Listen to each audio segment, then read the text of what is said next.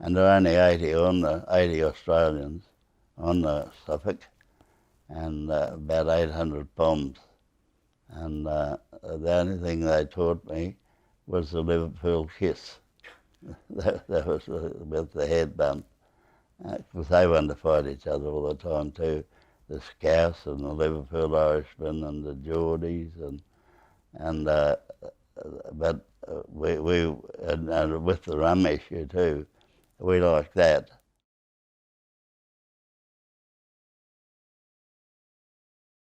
I met this Viennese bloke from Vienna, and his brother had been interned here when war broke out, and he was a member of the Mozart Boys Choir, and they used to bring them out, and naturally they were school leavers and younger, and they were all interned in Australia, and this chap was in charge of all the Germans next to where our blokes had been set while the ship was in dock. I made friends with this Austrian, and he said, "Excuse me, Bill," but he said, "You have a funny accent." He said, "I've never heard your accent."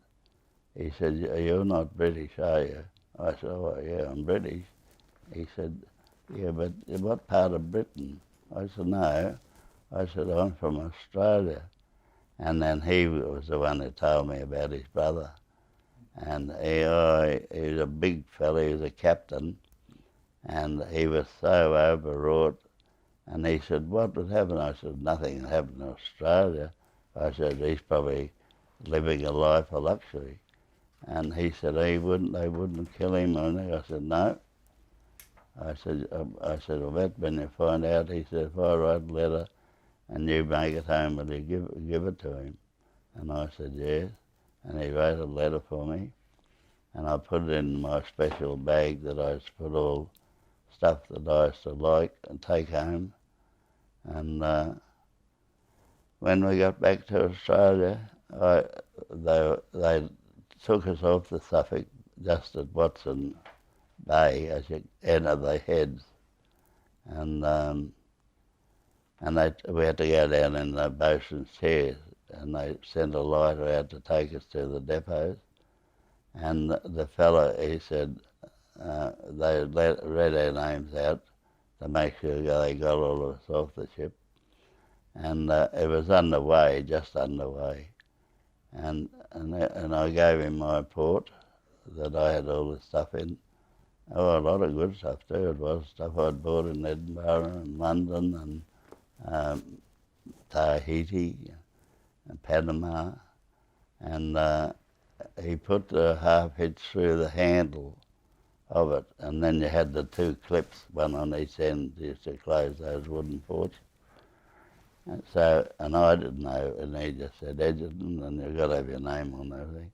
And he loaded over the side, and the next thing I heard, that port, all of that stuff's in the water. Oh, and I raced over to the guardrail, and as he lowered down, the weight of the port with just the two clips holding it, and he had through the handle, and the lid just flew open. And my best uniform was in it, and all this stuff, the letter from the German, all that stuff was lost, and and my best uniform. So you imagine how I felt.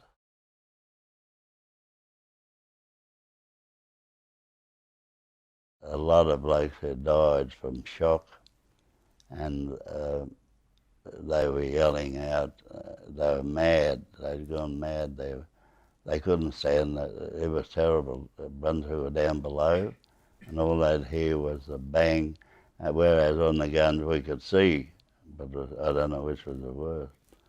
And but if they'd go for us really, like the one that got me, second one, and that was on. I think that was the one on the 2nd of January, and they didn't find that shrapnel until I'd been to England. I'd transferred to an American, a Royal Navy ship, the HMS Suffolk, and she had a good record because she was in the Bismarck episode.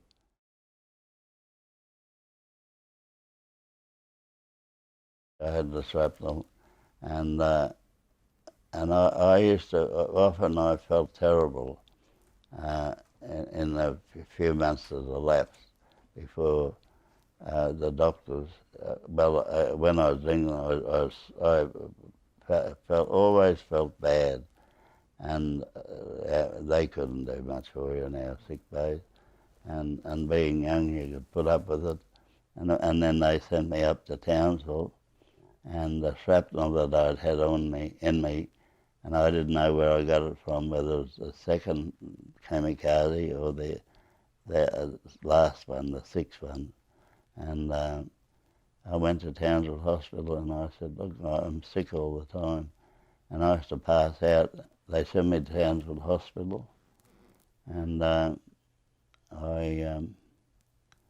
and they said, young man, we can't do you here. You'll have to get on to a commanding officer. You have, what did I have, Mark? The osteomyelitis of the left humerus. And he said, that's bone disease if you don't know. And he said, you'll have to get it fixed up because it's invasive.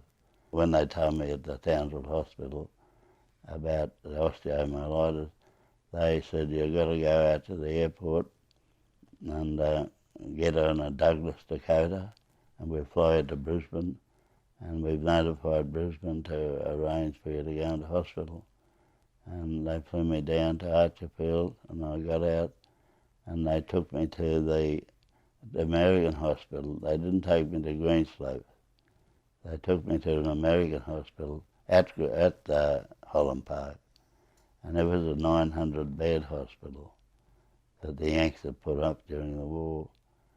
And I was in hospital with a lot of Indonesian they'd been captured by the Japs, and then we'd release them when we invaded the islands. But a lot of them, they wanted to let the people in Indonesia know they were alive, and they I forget what happened. A lot of them they made me. They would have been Muslim and from Indonesia, but they made me their mascot. And they used to. And what had happened to the poor devils? Originally, there had been 28 from this camp of the officers where they'd been captured, and the Jap driving them into where they had to hand their swords in, and say that they recognised that the war was over, and so they did all that. But when the Jap was driving them to the spot, he thought, I'm not going to get these fellas back again, and he committed whatever they called it, not Harry-Carry, but some name, and he ran the bus over a cliff, and the poor beggars have been in prison all that time during the war, and nearly all of them, out of 28 I think there was, I think there were 14 or 15 killed, and the others were injured, and they were in the hospital with me.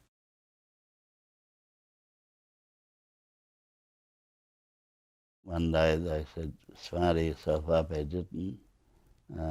You're a Navy man, and we have a Navy man's wife ready to come visiting the hospital because she heard there was a Navy man here, and evidently that's you. And I said, oh, beauty. So they smarted me all up, and then walks Lady Mountbatten and Edwina Mountbatten. And that was in January, I think, around my birthday time. But anyhow, they came, the photographers took photos of her, and it was on the front page of our local paper, the Telegraph, and it was half a page with the story of me in it. So at least I was famous for the last few days of the war until I got better. Just said, I believe that you've been on one of my country's and your country's ships. And I said, yes. And I told her about how we got on. She said, I know all that history. She said it was wonderful to hear it. And here you are getting better and the war's over. And have you got a girlfriend and mother alive?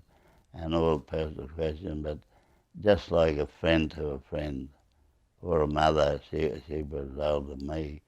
And at that time, she was getting a bit of a ribbing about Nehru, the Indian Prime Minister, about her playing up with him. But Lord Louis, the poor beggar, got killed by the IRA later on. So it wasn't a very nice ending to her story.